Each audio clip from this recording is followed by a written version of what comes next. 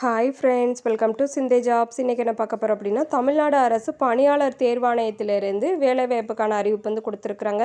டிஎன்பிஎஸ்சியிலேருந்து என்ன எக்ஸாமினேஷனுக்கான நோட்டிஃபிகேஷன் கொடுத்துருக்குறாங்க அப்படின்னு பார்த்தீங்கன்னா, civil service examination group 1B 1C வந்து சர்வீஸ்க்கான அது கொடுத்துருக்குறாங்க.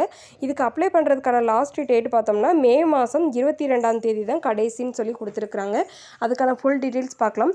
எப்படி அப்ளை பண்ணணும் அப்படின்னு பார்த்தோம்னா, ஃபுல் அண்ட் ஃபுல் ஆன்லைனில் அப்ளை பண்ணுற மாதிரி தான் மெத்தட் கொடுத்துருக்குறாங்க. இப்போ நோட்டிஃபிகேஷன் பற்றிய ஃபுல் டீட்டெயில்ஸ் பார்க்கலாம். வீடியோ ஸ்கிப் பண்ணாமல் பாருங்கள். நம்ம சேனலை சப்ஸ்கிரைப் பண்ணி வச்சுக்கோங்க. ஆல் அப்படிங்கிற பட்டனை கிளிக் பண்ணிக்கோங்க. அப்போ தான் நம்மளோட வீடியோஸ் எல்லாமே உங்களுக்கு உடனே ரீச் ஆகும். நம்ம சேனலில் இருந்து நிறைய நியூ ஜாப்க்கான அப்டேட் டெய்லி கொடுத்துக்கிட்டே இருக்கோம். அந்த வீடியோஸும் போய் பாருங்கள். உங்களுக்கு அல்லது உங்களோட ஃபேமிலி ஃப்ரெண்ட்ஸ்க்கு வந்து யூஸ் ஆகலாம். இப்போ தமிழ்நாடு பப்ளிக் சர்வீஸ் கமிஷன் டிஎன்பிஎஸ்சிலேருந்து குரூப் 1B அண்டு 1C சர்வீஸ்க்கான நோட்டிஃபிகேஷன் வந்து கொடுத்துருக்குறாங்க. இதுக்கான இது என்னென்னு பார்த்தோம்னா, இம்பார்ட்டண்ட்டான இன்ஸ்ட்ரக்ஷன் வந்து இது வந்து இதுக்கு நிறைய பேஜஸ் இருக்குது. நான் வந்து இதில் வந்து சில முக்கியமான பேஜஸை மட்டும் என்ன செஞ்சுருக்கேன் அப்படின்னா எடுத்து இதில் வந்து கொடுத்துருக்குறேன். நீங்கள் ஃபுல் டீட்டெயில்ஸ் தெரிஞ்சுக்கணும் அப்படின்னா இதுக்கான வெப்சைட் கொடுத்துருக்குறாங்க. யாருனாலுமே www.tnpsc.gov.in அப்படிங்கிற வெப்சைட்டில் போய் நம்ம ஃபுல் நோட்டிஃபிகேஷன் டீட்டெயில்ஸை வந்து டவுன்லோட் பண்ணிக்கலாம். இதில் வந்து இன்ஸ்ட்ரக்ஷன் வந்து கொடுத்துருக்குறாங்க. இது எல்லாமே அப்ளை பண்ணுறதுக்கு முன்னாடி கேர்ஃபுல்லாக ரீட் பண்ணி பார்த்துட்டு அதுக்கப்புறம் அப்ளை பண்ணுங்கள் அப்படின்னு சொல்லியுமே மென்ஷன் பண்ணியிருக்கிறாங்க. நீங்கள் எந்த ஒரு ஜாப்க்கு அப்ளை பண்ணாலும் ஃபுல் டீட்டெயில்ஸை ரீட் பண்ணி பார்த்துட்டு அதுக்கப்புறம் அப்ளை பண்ணுங்கள். இப்போ நம்ம அப்ளை பண்ணுறதுக்கான இம்பார்ட்டண்டான டேட்ஸ் எல்லாத்தையும் பார்த்துக்கலாம். இம்பார்ட்டன்ட் டேட்ஸ் அண்ட் டைம் கொடுத்துருக்குறாங்க. டேட் ஆஃப் நோட்டிஃபிகேஷன் அப்படின்னு பார்த்தோம்னா 23/4/2024 அன்றைக்கி இந்த நோட்டிஃபிகேஷன் கொடுத்துருக்குறாங்க. 23/4/2024 அன்றைக்கே வந்து இந்த அப்ளிகேஷன் அப்ளை பண்ணுறதுக்கான அவங்களுக்கான வெப்சைட் வந்து ஓப்பன் ஆகிருக்கும். நம்ம வந்து தாராளமாக அப்ளை பண்ணிக்கலாம். அப்ளை பண்ணுறதுக்கான லாஸ்ட் டேட் பார்த்தோம்னா 22/5/2024 12 மணி வரை, அதாவது 11:59 PM வரை கொடுத்துருக்குறாங்க. அதனால் அப்ளை பண்ணுறதுக்கு இன்னும் 22 நாள் இருக்குது. நீங்கள் தாராளமாக அப்ளை பண்ணிக்கலாம். அப்ளிகேஷன் கரெக்ஷன் பண்ணுறதுக்கு சப்போஸ் நம்ம ஏதோ மிஸ்டேக் பண்ணியிருக்கிறோம் அப்படின்னா நம்மளோட அப்ளிகேஷன் ஃபார்மை வந்து 27/5/2024 12:01 AM-லேருந்து 29/5/2024 11:59 PM வரை வந்து நம்ம கரெக்ஷன் பண்ணிக்கலாம்னு சொல்லி கொடுத்துருக்குறாங்க. இது வந்து ஒரு 3 நாள் 27, 28, 29 3 நாட்கள் வந்து கரெக்ஷன் பண்ணுறதுக்கான பீரியட் வந்து கொடுத்துருக்குறாங்க. அடுத்து இதுக்கு வந்து ஃபஸ்ட்டு பார்த்தோம்னா ப்ரிலிமினரி, அதாவது ப்ரிலிம்ஸ் வந்து ஃபஸ்ட்டு இருக்குது. அதுக்கு அடுத்து தான் மெயின்ஸ் வரும். அதுக்கு வந்து இதுக்கான டேட்டு எக்ஸாமுக்கான டேட்டு பார்த்தோம்னா 12/7/2024 வந்து கொடுத்துருக்குறாங்க. ஜூலை மாதம் வந்து கொடுத்துருக்குறாங்க. 2:30 இது வந்து எக்ஸாம் வந்து 2:30 PM டு 5:30 PM வரை வந்து கண்டக்ட் பண்ணுறாங்கன்னு சொல்லி கொடுத்துருக்குறாங்க. அடுத்து டேட் ஆஃப் மெயின் எக்ஸாமினேஷன் இதுக்கான பார்த்தோம்னா லேட்டராக அனௌன்ஸ் பண்ணணும்னு சொல்லி கொடுத்துருக்குறாங்க. அதாவது இந்த ப்ரிலிம்ஸில் நம்ம பாஸ் பண்ணியிருந்தோம் அப்படின்னா தான் நமக்கு வந்து மெயின் எக்ஸாமுக்கு வந்து செலக்ட் ஆகும். ப்ரிலிம்ஸ்க்கான டேட்டுக்கு வந்து கொடுத்துருக்குறாங்க. ப்ரிலிம்ஸ்க்கான ரிசல்ட் வந்த அப்புறம் தான் மெயின்கான எக்ஸாமுக்கான டேட் வந்து ஃபிக்ஸ் பண்ணுவாங்க. இது எப்படி அப்ளை பண்ணணும்னு பார்த்தோம்னா one time registration and online application தான் ஃபுல் அண்ட் ஃபுல் கொடுத்துருக்குறாங்க. நம்மளோட சர்டிஃபிகேட் எல்லாமே அப்டேட் பண்ணுற மாதிரி இருக்கும். ஃபஸ்ட்டு ஒன் டைம் ரெஜிஸ்ட்ரேஷன் இருக்கும் இல்லையா, அதை யூஸ் பண்ணி தான் நம்ம வந்து அதை ரிஜிஸ்டர் பண்ணிவிட்டு தான் அப்புறம் வந்து இதை அப்ளை பண்ணுற மாதிரி கொடுத்துருக்குறாங்க. நீங்கள் வந்து ப்ரௌசிங் சென்டரில் போய் அல்லது கம்ப்யூட்டர் சென்டரில் போய் நீங்கள் என்ன செஞ்சுக்கலாம் அப்படின்னா அப்ளை பண்ணிக்கலாம். போஸ்ட் அண்டு வேக்கன்சி எவ்வளோ வேக்கன்சி இருக்குது அப்படின்னு பார்த்தோம்னா அசிஸ்டன்ட் கமிஷனர் அப்படிங்கிற இதுக்கு வந்துட்டு போஸ்டல் கோடு கொடுத்துருக்குறாங்க. நேம் ஆஃப் த சர்வீஸ் என்ன அப்படின்னு சொல்லியுமே மென்ஷன் பண்ணியிருக்கிறாங்க. இவங்களுக்கு வந்து வேக்கன்சி பார்த்தோம்னா 21 வேக்கன்சி வந்து கொடுத்துருக்குறாங்க. இவங்களுக்கான சேலரி டீட்டெயில் பார்த்தோம்னா லெவல் வந்து 22 அப்படின்னு சொல்லி மென்ஷன் பண்ணியிருக்கிறாங்க. அசிஸ்டன்ட் கமிஷனர் அப்படிங்கிற பணிக்கு பார்த்தோம்னா 21 வேக்கன்சி இருக்குது. அடுத்து டிஸ்ட்ரிக்ட் எஜுகேஷனல் ஆஃபீஸர் அப்படின்னு பார்த்தோம்னா டிஇஓக்கு வந்துட்டு 8 வேக்கன்சி வந்து கொடுத்துருக்குறாங்க. தமிழ்நாடு ஸ்கூல் எஜுகேஷனல் சர்வீஸ் அப்படிங்கிற நேம் ஆஃப் த சர்வீஸில் வந்து இடம்பெறுது. இவங்களுக்கு வந்து 8 வேக்கன்சி. இவங்களுக்கான சேலரி டீட்டெயில்ஸ் பார்த்தோம்னா லெவல் 23 படி வந்து கொடுக்குறதா வந்து மென்ஷன் பண்ணியிருக்காங்க. மொத்தம் வந்து வேக்கன்சி எவ்வளோ அப்படின்னு பார்த்தோம்னா 29 அப்படின்னு சொல்லி கொடுத்துருக்குறாங்க. டோட்டல் வேக்கன்சி வந்து இது வந்து மேபி இன்க்ரீஸ் ஆகலாம், டிக்ரீஸும் ஆகலாம். இது வந்து அந்தந்த சிச்சுவேஷனை பொறுத்து அப்படின்னு சொல்லியுமே மென்ஷன் பண்ணிட்டாங்க. அடுத்து வந்து எலிஜிபிலிட்டி கண்டிஷன் அப்படின்னு பார்த்தோம்னா யார் யாருக்கு எலிஜிபிலிட்டி இருக்குது அப்படின்னு சொல்லி பார்த்தோம்னா இவங்களுக்கான ஏஜ் இது வந்து கொடுத்துருக்குறாங்க. லிமிட்டே பார்த்தோம்னா அசிஸ்டன்ட் கமிஷனர் அப்படின்னு பார்த்தோம்னா 34 வயது வந்து கொடுத்துருக்குறாங்க. டிஸ்ட்ரிக்ட் எஜுகேஷனல் ஆஃபீஸர் டிஓக்கு வந்து 32. ஃபார் ஓப்பன் மார்க்கெட் கேண்டிடேட்ஸ் கொடுத்துருக்குறாங்க 32 ஏஜ் வந்து. அடுத்து for teachers employed in recognised aided secondary schools and higher secondary ஸ்கூல்ஸ்க்கு பார்த்தோம்னா 42 வந்து ஏஜ் வந்து கொடுத்துருக்குறாங்க. ஏஜ் லிமிட் அப்படின்னு பார்த்தோம்னா இந்த மாதிரி மேக்ஸிமம்கான ஏஜ் லிமிட் வந்து கொடுத்துருக்குறாங்க. ஷுட் நாட் ஹேவ் கம்ப்ளீட்டட், அதாவது இது வந்து கம்ப்ளீட் ஆகிருக்கக்கூடாது அப்படின்னு சொல்லியுமே மென்ஷன் பண்ணியிருக்கிறாங்க. அதையுமே பார்த்துக்கோங்க. அடுத்து ஸ்கீம் ஆஃப் எக்ஸாமினேஷனுக்கான டீட்டெயில்ஸ் கொடுத்துருக்குறாங்க. எப்படி எக்ஸாம் நடக்கும், எந்தெந்த மாதிரி வந்து கொஸ்டின்ஸ் பேட்டர்ன்ஸ் வந்து செலக்ட் பண்ணுறாங்க அப்படிங்கிற டீட்டெயில்ஸ் கொடுத்துருக்குறாங்க. காமன் ப்ரிலிம்க்கு பார்த்தோம்னா இதுக்கு வந்துட்டு 2 டைப்ஸாக ஃபஸ்ட்டு பிரிச்சிருக்கிறாங்க. ஜென்ரல் ஸ்டடீஸ் அது வந்து டிகிரி ஸ்டாண்டர்ட் லெவலில் இருக்கும். அடுத்து aptitude and mental ability test வந்து எஸ்எஸ்எல்சி ஸ்டாண்டர்ட் லெவலில் வந்து இருக்கும்னு சொல்லி கொடுத்துருக்குறாங்க. ஜென்ரல் ஸ்டடீஸ் ஜிஎஸ் பார்த்தோம்னா 175 வினாக்கள் வந்து இருக்கும்னு சொல்லி கொடுத்துருக்குறாங்க.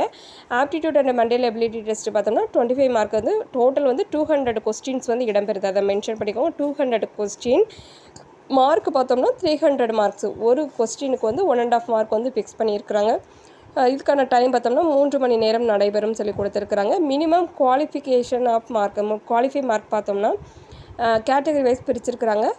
எஸ்சி, எஸ்சிஏ, எஸ்டி, எம்பிசி இந்த மாதிரி சில இதுக்கு வந்துட்டு 90 எடுத்தால் பாஸ் பண்ணணும். அதர் கேட்டகரியை சார்ந்தவங்களுக்கு வந்து 120 எடுத்தால் பாஸ்ன்னு சொல்லியுமே இதில் வந்து ஃபிக்ஸ் பண்ணியிருக்கிறாங்க. அடுத்து மெயின் எக்ஸாம் ஃபஸ்ட்டு ப்ரிலிம்ஸ் முடித்தா தான் அடுத்து மெயின் வந்து கண்டக்ட் பண்ணுவாங்க. செலக்ட் ஆன கேண்டிடேட்ஸ்க்கு வந்து மெயினில் என்ன மாதிரி இருக்கும் அப்படின்னு பார்த்தோம்னா ரிட்டன் எக்ஸாமினேஷன் அண்ட் இன்டர்வியூ வந்து கொடுத்துருக்குறாங்க. இது வந்து அசிஸ்டன்ட் கமிஷனர் அப்படிங்கிற போஸ்ட்டுக்கு பார்த்தோம்னா டைப் ஆஃப் ரிட்டன் எக்ஸாமினேஷன் எப்படி இருக்கும் அப்படின்னா டிஸ்கிரிப்டிவ் டைப்பில் இருக்கும். இப்போ இதில் வந்துட்டு ஒரு 4 டைப்ஸாக பிரிச்சிருக்கிறாங்க. பேப்பர் 1, பேப்பர் 2, பேப்பர் 3, பேப்பர் 4ன்னு சொல்லி வருது.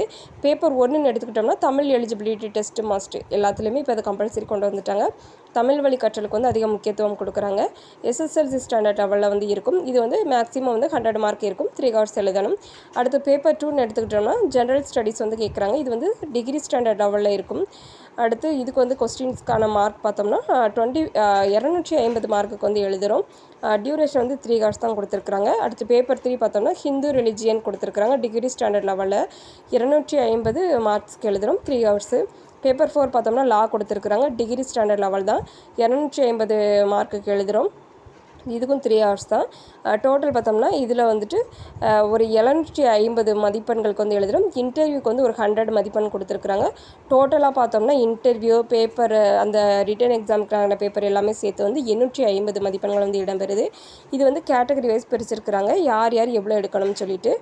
தமிழ் எலிஜிபிலிட்டி டெஸ்ட்டு பார்த்தோம்னா எல்லாத்துக்குமே காமனானது. இதில் இவங்க இந்த ஃபஸ்ட்டு கொடுத்துருக்குறாங்களே இந்த கேட்டகரி சேர்ந்தவங்களும் அடுத்து அதர் கேட்டகரி சேர்ந்தவங்களும் 40 எடுத்துருக்கணும்னு சொல்லி கொடுத்துருக்குறாங்க. அடுத்து வந்துட்டு மற்ற பேப்பர் 2, பேப்பர் 3, பேப்பர் 4 இன்டர்வியூ எல்லாத்தையுமே சேர்த்து கொடுத்துருக்குறாங்க. இதுக்கெல்லாமே இன்டர்வியூ சேர்க்கலை. இன்டர்வியூ வந்து எல்லாத்துக்குமே காமனானதான். பேப்பர் 2, 3, 4 பார்த்தோம்னா 225 மதிப்பெண்கள் வந்து எடுத்திருக்கணும் குவாலிஃபிகேஷன் மார்க் வந்து. அதே இது அதர் கேட்டகரியை சேர்ந்தவங்களாக இருந்தால் 300 மார்க் வந்து எடுத்துக்கணும்னு சொல்லி கொடுத்துருக்குறாங்க. அதாவது 750 ரிட்டன் எக்ஸாமில் 750க்கு 225 எடுத்திருக்கணும். அதர் கேட்டகரியை சார்ந்தவங்க 300 எடுத்துக்கணும்னு சொல்லி மென்ஷன் பண்ணியிருக்கிறாங்க. அடுத்து மெயின் எக்ஸாமினேஷன் வந்து இது வந்து டிஸ்ட்ரிக்ட் எஜுகேஷனல் ஆஃபீஸர் நம்ம வந்து 2 டைப்ஸாக பிரிச்சிருக்கிறாங்க. அதாவது ஃபஸ்ட்டு பார்த்தது வந்துட்டு அசிஸ்டன்ட் கமிஷனர் அப்படிங்கிற பணிக்கு பார்த்தோம். அவங்களுக்கான மெயின் எக்ஸாம் எப்படி இருக்குன்னு சொல்லி பார்த்துட்டோம். அடுத்து வந்து டியூஓக்கான மெயின் எக்ஸாமினேஷனுக்கு எப்படி கண்டக்ட் பண்ணுறாங்க அப்படின்னு பார்த்தோம்னா இவங்களுக்கும் ரிட்டன் எக்ஸாமினேஷன் அண்ட் இன்டர்வியூ வந்து கண்டக்ட் பண்ணுறாங்க. பேப்பர் 1 எடுத்துக்கிட்டோம்னா தமிழ் எலிஜிபிலிட்டி டெஸ்ட் வந்து கொடுத்துருக்காங்க.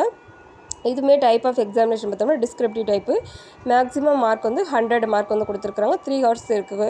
இது வந்து கேட்டகரி வைஸ் வந்துட்டு பிரிச்சிருக்கிறாங்க. இதில் வந்துட்டு மினிமம் குவாலிஃபையிங் மார்க் பார்த்தோம்னா 40 எடுத்துருக்கணும், 40 எடுத்துருக்கணும்னு சொல்லி கொடுத்துருக்குறாங்க. 100க்கு வந்து 40 2 கேட்டகரியிலுமே உள்ளவங்களுக்கு பொதுவாக கொடுத்துருக்குறாங்க. அடுத்து பேப்பர் 2, பேப்பர் 3, பேப்பர் 4 வந்து கொடுத்துருக்குறாங்க. இது வந்து டிஸ்கிரிப்டிவ் டைப், அப்ஜெக்டிவ் டைப்ஸ்ன்னு வந்து பிரிச்சிருக்கிறாங்க. இதை மென்ஷன் பண்ணி பார்த்துக்கோங்க. 250 மார்க்ஸுக்கு வந்து எழுதுகிறோம். பேப்பர் 2, பேப்பர் 3, பேப்பர் 4 எல்லாமே தனித்தனியாக ஒரு எக்ஸாமினேஷன் வந்து 250 மார்க்குக்கு எழுதுகிறோம். பேப்பர் 2, 3, 4 வந்து 3 ஹவர்ஸ் தனித்தனியாக நடக்குது. இவங்களுக்கான குவாலிஃபைட் மார்க் வந்து பார்த்தோம்னா 225 வந்து காமனாக அந்த இது கொடுத்துருக்குறாங்க. SC, ST, MBC, DC, BC இந்த மாதிரி சில கேட்டகரிக்கு வந்து பிரிச்சிருக்கிறாங்க. குவாலிஃபைங் மார்க் வந்துட்டு 225 கொடுத்துருக்குறாங்க. அதர் கேட்டகரியை சேர்ந்தவங்களுக்கு வந்து 300 அப்படின்னு சொல்லி கொடுத்துருக்குறாங்க. அடுத்து இன்டர்வியூக்கான மார்க் பார்த்தோம்னா 100 வந்து கொடுத்துருக்குறாங்க. டோட்டலாக வந்து பேப்பர் 2, 3, 4 அண்ட் இன்டர்வியூ சேர்த்தோம்னா 850 வரும்னு சொல்லி கொடுத்துருக்குறாங்க. இது வந்து மெயின் எக்ஸாமுக்கு வந்து டிஓக்கான எக்ஸாமுக்கான இது வந்து கொடுத்துருக்குறாங்க. இப்போ வந்து இம்பார்ட்டண்டான பாயிண்ட்ஸ் எல்லாமே பார்த்துட்டோம். இது வந்துட்டு டிஎன்பிஎஸ்சிலேருந்து குரூப் 1B அண்ட் 1C சர்வீஸ்க்கான நோட்டிஃபிகேஷன் வந்து கொடுத்துருக்குறாங்க. எதுவும் டவுட் இருந்துச்சுன்னா கமெண்ட் பாக்ஸில் கமெண்ட் பண்ணுங்கள். நீங்கள் வந்து ப்ரௌசிங் சென்டர் போனீங்க அப்படின்னாலே அவங்க வந்து ஃபுல்லாகவே அப்ளிகேஷன் ஃபார்ம் எல்லாத்தையுமே அப்டேட் பண்ணி கொடுத்துருவாங்க. நமக்கு வந்துட்டு இந்த நோட்டிஃபிகேஷன் பார்த்தோம்னா கிட்டத்தட்ட ஒரு 70 பேஜஸ் வருது. 70 பேஜுக்கு வந்து கொடுத்துருக்குறாங்க. நான் வந்து இப்போ முக்கியமான பாயிண்ட்ஸை மட்டும்தான் இதில் வந்து உங்களுக்கு வந்து ஷேர் பண்ணியிருக்கிறேன். நீங்கள் வந்து ஃபுல் டீட்டெயில்ஸ் தெரிஞ்சுக்கணும் அப்படின்னா டிஎன்பிஎஸ்சி வெப்சைட்டில் போய் நீங்கள் ஃபுல் டீட்டெயில்ஸ் கேதர் பண்ணிக்கலாம். இப்போ ஃபுல் டீட்டெயில்ஸ் பார்த்தாச்சு. எதுவும் டவுட் இருந்துச்சுன்னா கமெண்ட் பாக்ஸில் கமெண்ட் பண்ணுங்கள். நம்மளோட வீடியோ உங்களுக்கு யூஸ்ஃபுல்லாக இருந்துச்சுன்னா ஒரு லைக் பண்ணிடுங்க. நம்மளோட வீடியோஸ் உங்களோட ஃபேமிலி அண்ட் ஃப்ரெண்ட்ஸ்க்கு ஷேர் பண்ணுங்கள். மேபி அவங்களுக்கு யூஸ் ஆகலாம். நம்மளோட சேனல்லேருந்து நிறைய நியூ ஜாப்க்கான அப்டேட் வந்து பார்த்துக்கிட்டே இருக்கும். அதையுமே போய் செக் பண்ணி பாருங்கள், உங்களுக்கு யூஸ் ஆகலாம். Thank you friends.